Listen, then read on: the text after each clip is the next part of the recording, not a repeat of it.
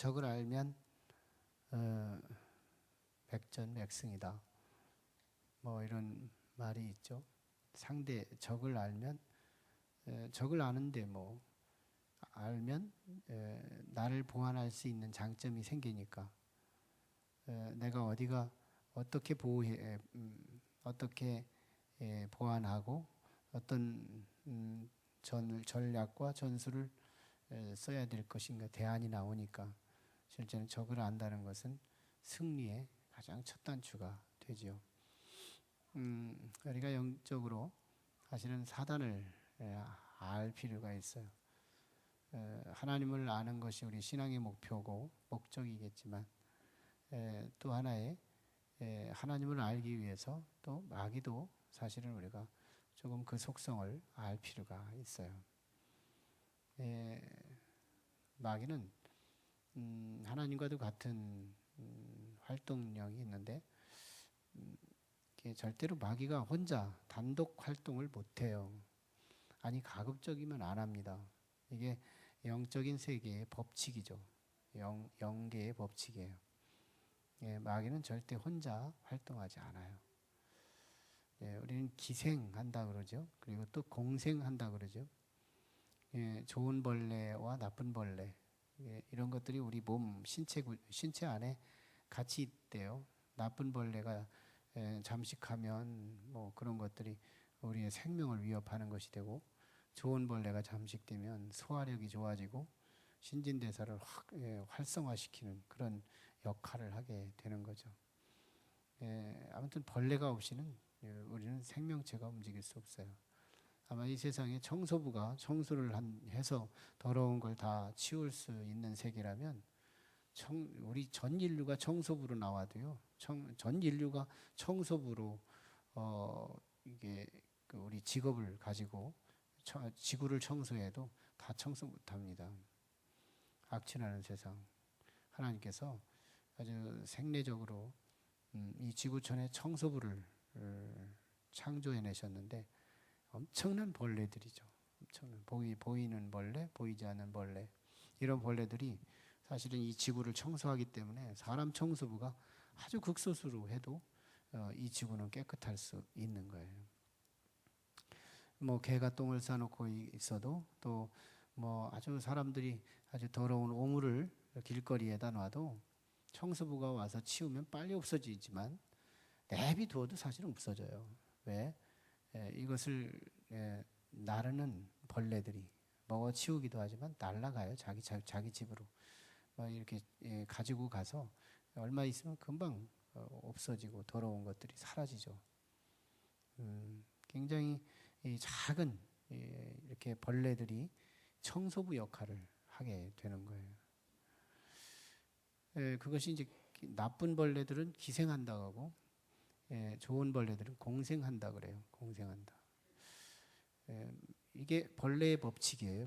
벌레의 법칙. 그런데 영계의 법칙도 같은 원리인 거예요. 절대로 영은 단독 작품으로 활동하는 것을 꺼려합니다. 그게 일반적인 법이 아니니까. 그래서 마귀도 절대로 단독 작품으로 유령화하지를 않아요.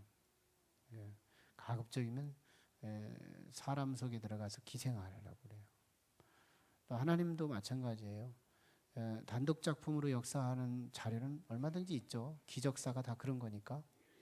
기적의 역사들이 다 단독 작품도 할 수 있는 일이니까요. 그렇지만 하나님께서도 가급적이면 이 하나님 혼자 작동하셨던 사건들 그런 것들을 하나님은 이렇게 즐겨하지를 않으세요. 또 그것 때문에 성도들을 훈련시켜서 영적 군사가 됐다는 기사는 없어요. 오히려 그런 하나님의 단독 작품을 눈으로 목격하고 이 이적과 표적 안에서 신앙생활을 한 사람들은 한결같이 신앙의 실패를 경험해요. 아주 허약한 신앙을 갖게 되기 때문에 하나님은 그래서 그 허약한 이 기적과 표적의 광야 생활에 1세대 전체가 2세대는요 기적을 많이 안 봤어요. 1세대가 가장 기적을 많이 봤어요. 그런데 1세대는 여호수아와 갈렙을 제외한 구원받는 사람이 없잖아요. 그 정도로 하나님의 약속의 땅에 들어가지를 못하잖아요. 예, 참 묘해요. 표적과 기적의 밭에서 살았던 그들은 오히려 참 광야에서 비참하게 유랑하다가 끝나고 말아요. 그런데 막 영적 군사 훈련을 받고 가나안에 들어가서 이적도 있었지만 동시에 자기들의 믿음으로 요단강을 밟아야 갈라지고 여리고성을 돌아야 깨 무너지고 중부, 남부, 북부 이 가나안을 막 들어가서 원수를 죽여야 죽어지는 믿음의 사건을 이루게 하잖아요. 그러니까 출애굽의 1세대들은 하나님의 영이 사람 밖에서 역사한 일이 많아요. 10가지 재앙이 그랬죠. 홍해가 갈라진 게 그랬죠. 마라가 단물로 바뀐 것이 그랬죠. 엘림의 12물이 그랬죠. 십계명은 하나님의 초월적으로 막 돌을 새겨가지고 주신 이 초월 기적을 보인 것이 그랬죠. 아말렉과의 전쟁에 승리한 것이 그랬죠. 다 기적의 바닷속에 살았어요. 근데 그걸 보고 산 사람들은 믿음이 없는 거예요. 그런데 그 이후 2세대들을 잘 보세요. 하나님의 성령이 그 속에 들어가요. 사람 속에 들어가요. 그래서 하나님은 우리 밖에서 역사하시는 기적과 표적을 우리에게 자꾸 보여주기를 원하시는 것보다는 하나님 성령 우리 안에 들어오셔서 공생하기를 원하세요. 좀 이렇게 벌레를 설명하다가 이렇게 해서 공생이라는 단어가 조금 이렇게 벌레성 있게 하나님을 인식하는 것 같아서 좀 송구한 마음도 없지 않아 있지만 그거보다 더 설명이 가장 용이하게 할 수 있는 매개가 없다고 보기 때문에 하나님 성령이 우리 안에 들어와서 역사하셔서 우리의 믿음과 역동적으로 역사하시기를 원하신다는 거예요. 우리의 믿음과 하나님이 우리 안에 들어오셔서 내게 믿음을 확인하시고 그 믿음과 손 붙들고 하나님의 놀라운 시너지즘을 이루기를 원하신다. 하나님의 역동적인 역사를 이루기를 원하신다. 그런데 마귀도 그래요. 마귀도 우리 속에서 역동적으로 일하기를 원해요. 마귀도. 그래서 우리가 언제나 성령으로 충만하라, 성령으로 충만하라, 성령으로 무장하라 이렇게 성경이 자꾸 사도행전이 요청하고 있는 것은 하나님을 모셔서 우리 안에서 믿음과 함께 하나님이 역사하시기를 원하시는 거예요. 하나님이 안 들어오시면 마귀가 들어올 수밖에 없어요. 빈집은 어둠이 영계가 허용하지를 않습니다. 빈집은. 그래서 우리 안에 하나님의 영이 들어오시면 선한 일이 용이해지고 그 다음에 마귀의 영이 우리 안에 들어오면 악한 일이 용이해져요. 악한 일은 식은 죽 먹기처럼 쉽고 선한 일을 예배하는 일, 기도하는 일 이런 건 굉장히 힘들어져요. 사단이 우리 안에 들어오면 좀 쑤셔서 못하죠. 예배도 좀 쑤시고요. 봉사도 진부하고요. 근데 성령이 들어와 보세요. 우리 안에. 성령님이 우리 안에 탁 들어오시면 예배가 식은 죽 먹기고 기도하는 것이 식은 죽 먹기예요. 참 묘합니다. 그게 또 오락이라니까요. 오락이 다른 오락이 아니라 정말 하나님과 교제하고 대화하는 게 너무너무 참 새벽에 가서 할 일이 참 많아요. 가가지고 할 일 때문에 어떤 때는 안 하면 시간을 쪼개지 않으면 그 하루가 일이 무너질 수 있는 것들이 있어서 어떤 때는 기도를 이제 오늘은 기도를 안 하고 가야지 예배만 드리고 끝내 바로 가야지 이렇게 해놨다가도 어떤 조금 여지만 있으면 조금만 내가 부지런히 뛰면 그 시간을 이렇게 만회할 수 있어. 그런 여지가 있으면 한번 무릎 딱 꿇고 어떤 때는 가려고 마음먹었다도 그냥 기도하는 거예요. 할 수만 있는 여지만 있으면. 그러니까 참 하나님의 영이 내 안에 들어왔는가 사단의 영이 내 안에 들어왔는가는 내 삶에 내 육신의 운전하는 양태를 통해서 확인될 수가 있어요. 저는 우리 성도들에게 하나님 성령이 충만하기를 원합니다. 그래서 하나님이 좋아하시는 것들에 대해서 식은 죽 먹기가 되고 오락이 되고 즐거움이 되고 하나님이 싫어하는 어떤 것에 대해서는 차라리 괴로워졌으면 좋겠다. 힘들고 괴롭고, 하나님이 싫은 건 왜 이렇게 힘들고 괴롭고 힘들어. 근데 하나님이 좋아하시는 건 너무 오락이고 재미있고 그래요. 사단이 우리와 함께 우리를 공격해 올 때 특색 세 가지가 있어요. 사단은 우리 사람의 구성 요소가 한 3주 전, 2주 전인가 주일 저녁에 우리가 말씀 나눈 것처럼 우리는 3분설이라고 그랬죠. 3분설. 영, 혼, 육.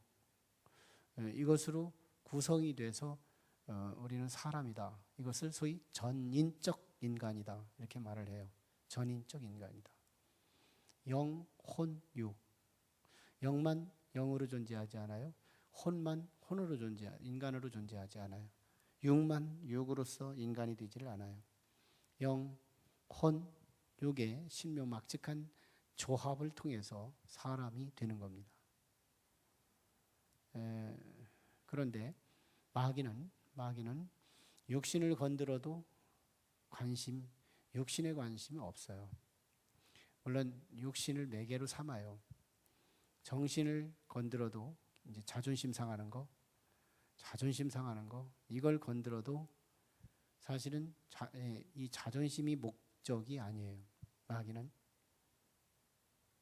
마귀는 우리의 영을 목표합니다. 영을 목적해요. 우리 육신은 수단에 불과해요. 우리의 정신과 자존심, 감정세계 이런 것들도 다 수단에 불과해요. 수단. 붙들고 흔드는 과정일 뿐이지 목적이 아니에요. 우리의 영혼이에요. 영. 마귀의 우리의 공격 지점의 최종 목적은 영혼, 내 영이에요. 영. 이게 하나님과의 관계성이거든요. 우리는 영이 있어서 그 영이 있어서 하나님과의 관계를 늘 지속적으로 갖기를 원하는 거예요. 영이 있어서. 그래서 마귀의 목적은 이 영을 어떻게든지 끊어지기를 원해요.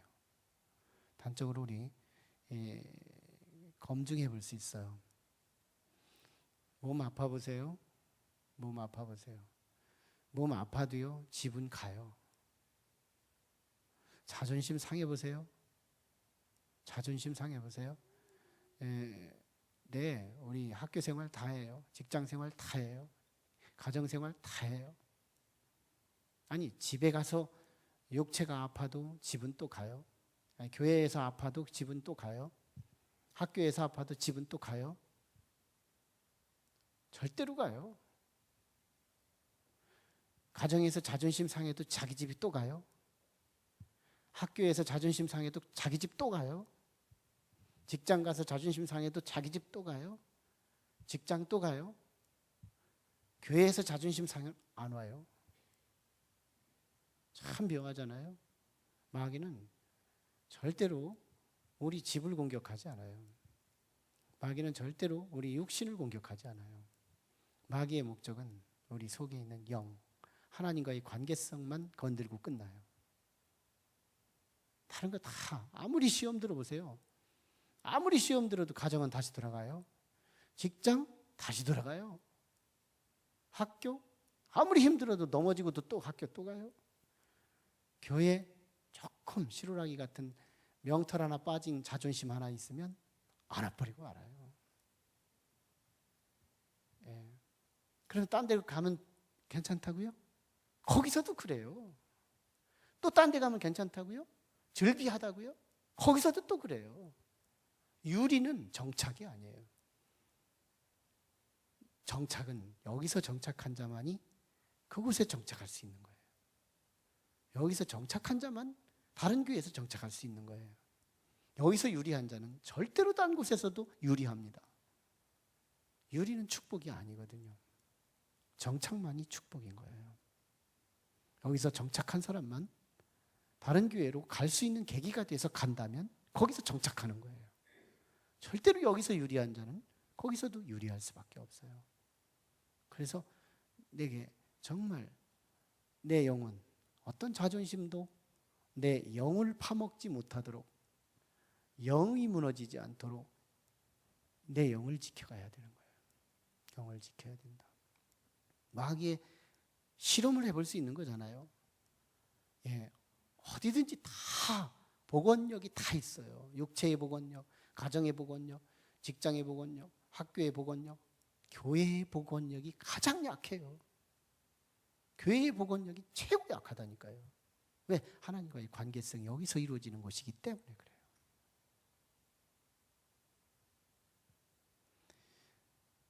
사단의 공격점 또 하나는, 사단은 내가 잘못돼야 기뻐요. 사단의 기쁨은 내가 망해야 기뻐요. 내가 아프면 기뻐요.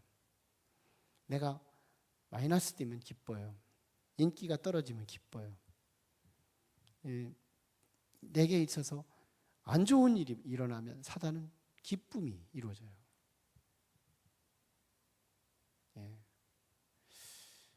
영은 감정 세계를 정비례시켜요. 사단의 영은 사단이 좋은 코드에서만 감정이 막 상승되게 돼 있어요. 하나님의 영은 놀랍게도요. 하나님의 영은 자기 관계성 없이 하나님의 영이 있는 사람들은 하나님이 기쁜 쪽에서 놀라운 감정 세계가 정비례적으로 나타나요.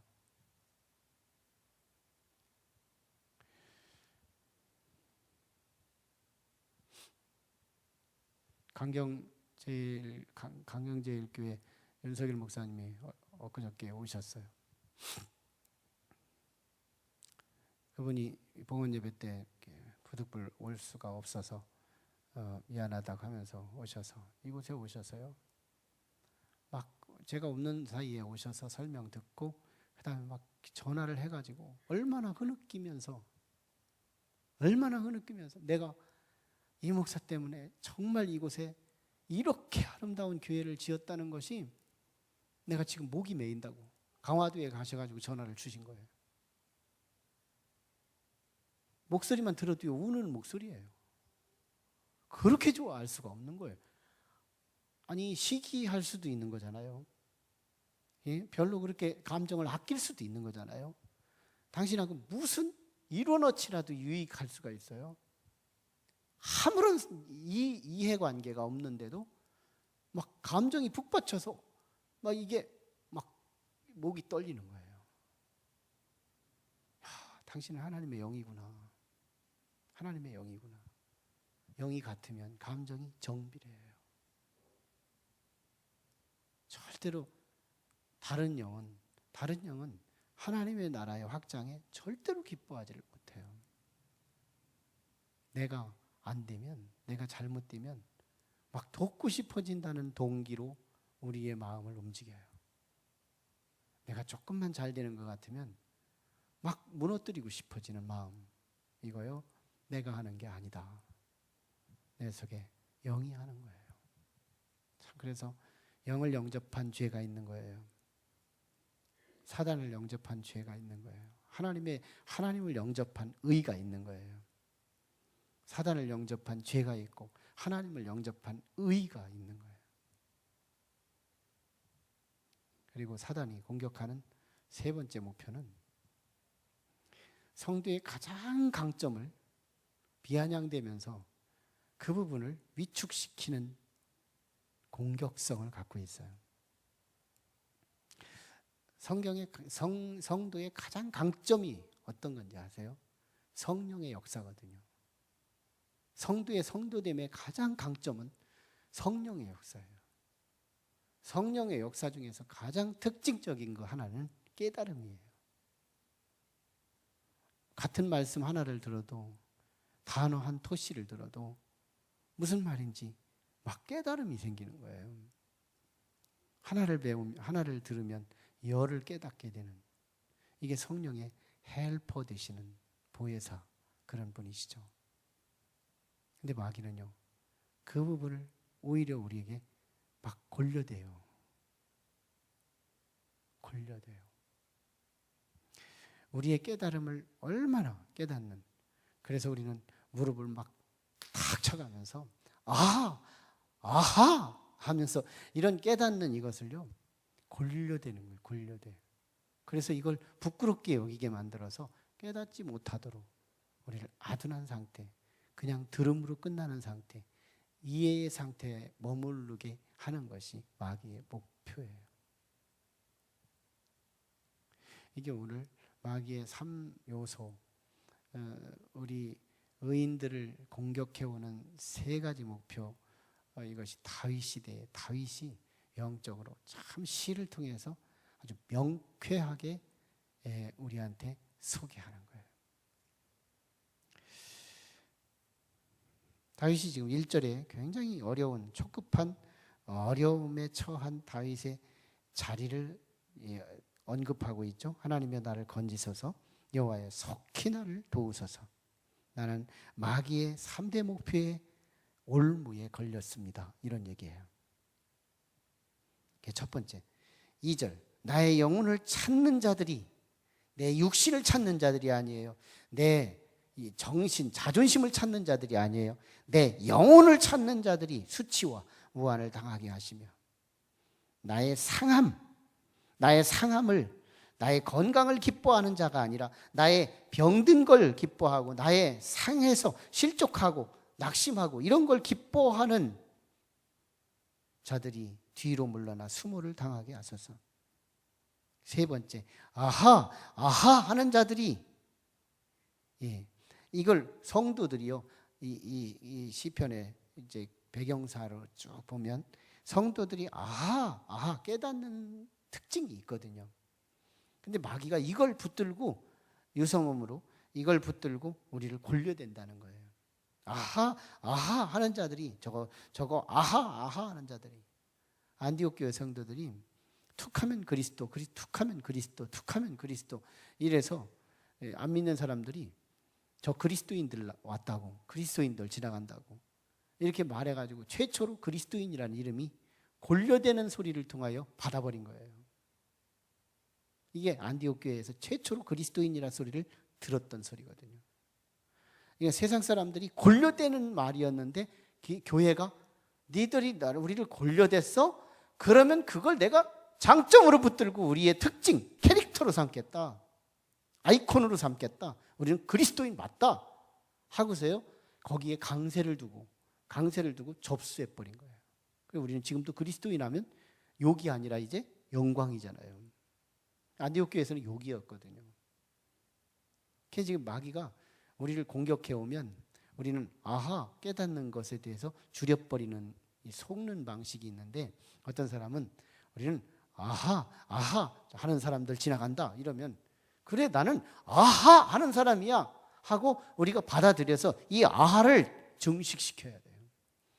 더 깨닫는 것을 자랑스럽게 여기고 하나님의 음성을 듣고 아하 대신에 우리는 뭐예요? 고개를 끄떡 하면 마귀가 우리를 향해서 뭐라고 끄떡 하는 저것들 뭐 이러고 하면서 막 말하면 우리 끄떡 하다가 말고도 마귀 소리 듣고 안 끄떡 오늘 좀 비판 안 받아야지 이러고서 고개도 안 끄덕거린다고요. 우리는 끄떡 하는 자라고 한다면 그래 끄떡 이러고 하면서 막 우리 고개를 능동적으로 흔들면서 차라리 하면 사탄이 우리를 골리다 말고 내려놓는 거거든요. 사탄이 이 세 가지로 다윗을 공격했던 거예요. 다윗이 굉장히 힘든 여건 속에서 사탄은 우리에게 절망을 가져다주고 하나님은 우리에게 희망을 가져다줘요. 여러분, 희망이 필요한 거예요. 사람은 희망이 필요해요. 우리는 희망. 이 희망이 필요한 존재가 사람인데, 사람은 절대 희망이 없으면 죽는 거예요. 사람은 희망이 있어야 돼요. 우리는 희망의 목표를 가지고 지금 보이는 것과 보이지 않는 것과의 영속적 관계를 가지고 하루하루를 살아가는 거예요. 절망은 미래와 끊어진 관계예요.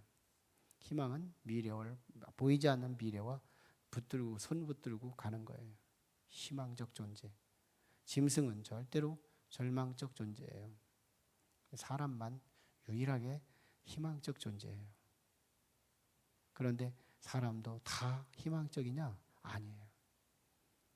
미래와 끊어진 사람들이 많습니다. 미래와 끊어진 사람들이 절망적 상황이죠.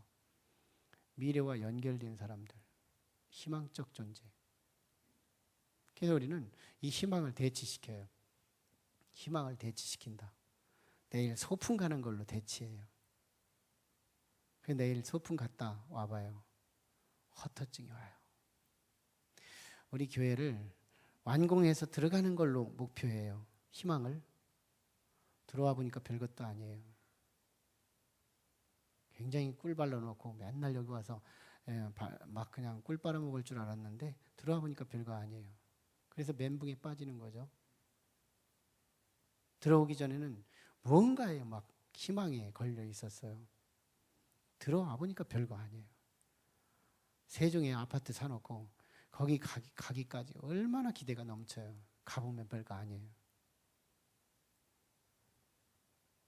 거짓 희망이 진정한 희망을 대치시킬 수 있다는 거예요. 어떤 맛있는 음식점에 가요. 가기 전까지 기대가 돼요. 가서 먹고 나면 몸 무거워요. 거짓 희망이 우리를 얼마나 걸음걸음마다 속이면서 살아오는지 몰라요. 우리를 다음 주는 소풍가, 다음 주는 해외가, 이게 얼마나 우리를 희망되게 하는지 몰라요. 그런 희망이 그게 우리를 점철시켜서 오늘 여기까지 왔는지는 몰라요. 그럴 수 있어요. 근데 그 희망을 성취하고 나면 별거 아니었더라는 거예요. 그래서 성취하고 난 이후의 깨달음은 거짓 희망에 속아 왔구나, 이걸 깨달아요. 거짓 희망에 속아 왔구나. 그래서 우리의 진짜 희망은 소풍이 아니고 해외가 아니고 이사가 아니고 새 건물이 아니고 진짜 희망은 하나님이어야 될 줄 믿습니다. 진짜 희망은 하나님이어야 된다니까요. 그분은 우리의 진짜 희망이에요. 하나님, 그분은 이미 붙잡았지만 아직 붙잡히지 않았어요. 그러면서도 영원히 사라지지 않으면서 우리와 함께 하실 수 있는 분이에요. 그분은 우리의 만질 수 있는 분이면서 동시에 만질 수 없는 분이에요. 그래서 그분은 알 수 있는 것 같으면서 도저히 또 다 알 수 없는 분이에요. 이 건물이 지면 여기 들어오겠다고 했을 때 아직 안 보였을 때는 안 보이는 것 때문에 가짜 희망에 우리를 부풀게 할 수 있었지만 다 짓고 나서 딱 들어와 보니까 우리의 눈 안에 다 잡히고 말아버린 거예요. 그래서 더 궁금한 게 없어져요. 그래서 실망이 오는 거예요. 소풍도 가보면 그거예요. 가보면 다 잡히고 말아요. 내 인식 속에 다 잡히고 말아요. 근데 하나님은 잡힌 듯 아직 안 잡혀 있어요. 하나님만이 영원한 희망이에요. 하나님만이 영원한 희망이라. 그래서 하나님이 진짜 희망인 사람은 하나님을 찾아요. 하나님을 부르고 하나님을 구하고 하나님께 기도하고. 그런데 이게 그냥 기도하려면, 맨밥 먹으려면 이게 얼마나 힘들어요. 반찬하고 같이 먹으면 밥이 먹을만해요. 근데 이 반찬 역할이 뭐냐? 우리에게 일어날 기도할 만한 사건들이에요. 기도할 만한 사건이 생기면 이상하게 기도거리가 되니까 하나님을 찾는데 용이해져요. 반찬과 함께 밥 먹는 것과 같은 거예요. 그래서 하나님이 유일한 자신의 희망으로 삼는 자는 안 좋은 일이, 힘든 일이 있으면 있을수록 더 유리해지는 거예요. 못 알아들어도 괜찮아요. 아무튼 알아듣는 자만 알아들으세요. 정말 어떤 일이 없는 것보다 밋밋하고 무사안일한 그런 삶보다 훨씬 하나님을 구하기가 문제가 여기 터지고 저기 터지고 이런 산재한 문제 가운데 살아갈 때가 오히려 하나님을 구하는 데는 반찬과 함께 밥 먹는 것처럼 용이해요. 이게 바울이 깨달은 거예요. 풍부에 처할 줄도 알고 곤고에 처할 줄도 알고 언제나 자족할 줄 아는 그런 은혜를 바울 사도가 누리고 있었던 거잖아요. 이 깨달음의 경지, 참 그 순간순간은 안 터진 것이 훨씬 낫다고 생각되지만 지나고 나면 하나님만 벌었어요. 하나님만 벌었어요. 다 지나가는데 하나님만 벌었어요. 하나님과 나 사이의 관계만 진해졌어요. 하나님과 나 사이에 연애만 하고 끝나는 거예요. 모든 건 다 잊혀지고 없어지고 사라지고 물거품처럼 없어지지만 하나님과 나 사이는 뜨거운 용광로처럼 사랑에 빠져 있게 되더라는 거예요. 여러분, 하나님이 희망이기를 원해요. 다윗을 보세요. 다윗이 그렇게 살았다니까요. 4절, 주를 찾는 모든 자들이, 자기를 포함한 모든 자예요. 굉장히 선교적이죠.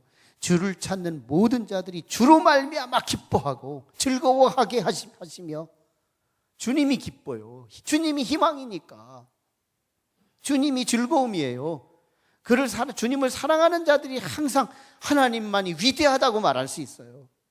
하나님이 희망이니까. 하나님이 얼마나 위대하냐고요. 예. 어둠의 권세들이 나를 공격하는 지점을 알고 나의 기쁨이 어디에 있는지 하나님이다. 나의 즐거움이 하나님이고 내가 사랑하는 것이 하나님이고 하나님이 다윗의 희망이었어요. 다윗은 최하 말단 인생에서 최고 수준의 인생으로 격상된 인생이었어요. 그 사람이 이렇다면 이런 줄 알아야 돼요. 하나님이 자신의 희망으로 삼았더니 하나님이 자신의 인생을 극격상을 시킨 주역이 되셨다는 거예요. 얼마나 멋있어요. 5절밖에 안 되는데 수미 쌍관 시적으로 1절과 5절이 너무 같은 기도문으로 딱 옷 입혀버리고 그리고 나서 2, 3절을 사단의 정체 딱 드러내고 사단을 이런 존재다 이걸 간파해내고 자기가 하나님에 대한 유일한 희망 이걸 가지고 딱 살았더니 목동이 왕이 됐다는 얘기잖아요. 우리 인생이 딱 도표 있게 보이잖아요. 소풍이 희망이지 않기를 원해요. 새 건물이 희망이지 않기를 원해요.